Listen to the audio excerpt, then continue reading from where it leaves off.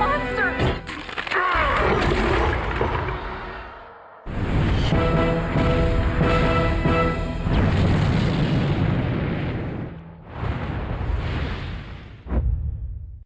It was in 1991 that we created Duke Nukem and released it to the world as a side-scroller, and it was a huge hit.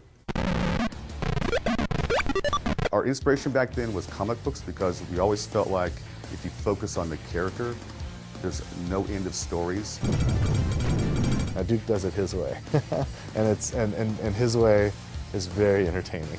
It's a wild thing. The original name for the game was actually called Heavy Metal, and the idea was to have sort of an anti-hero who was very much sort of a renegade in society and sort of, you know, an ex-military guy who went rogue. When the original Duke got started, it was myself, Alan Blum, and another programmer, Todd Repogel. Todd Repogel and I went to school together. We grew up together in Santa Cruz. He started making side-scrollers and stuff, and while I was going to school at UCSC studying computer science, we were working on Duke Nukem 1 together. There's a guy I'd like to, you know, anytime I have an opportunity, I like to call him out. His name's Alan Blum. And Alan, he created Duke.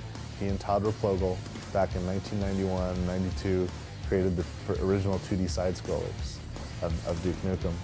And, you know, great fun games. And he's the one guy that from the very first moment of Duke existing, all the way through till today, has been involved in the Duke projects. It's very childish, so it doesn't take itself seriously, you know. It's, you know, instead of trying to fit a formula or trying to do certain things, it just does stuff you want to do.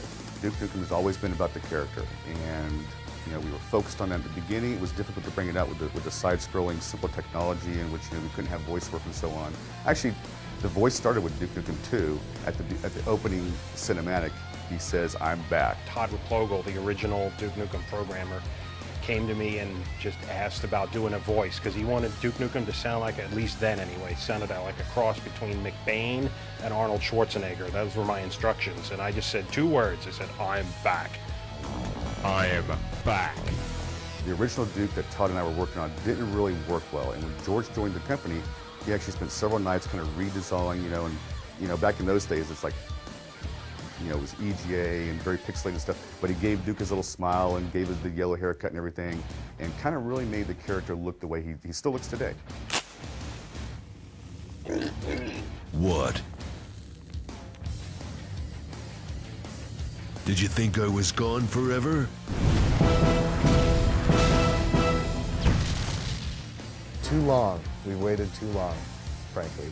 And I don't know if there's anything that could live up to the idea of 15 years of development, but this is absolutely a worthy successor and a worthy sequel to the game.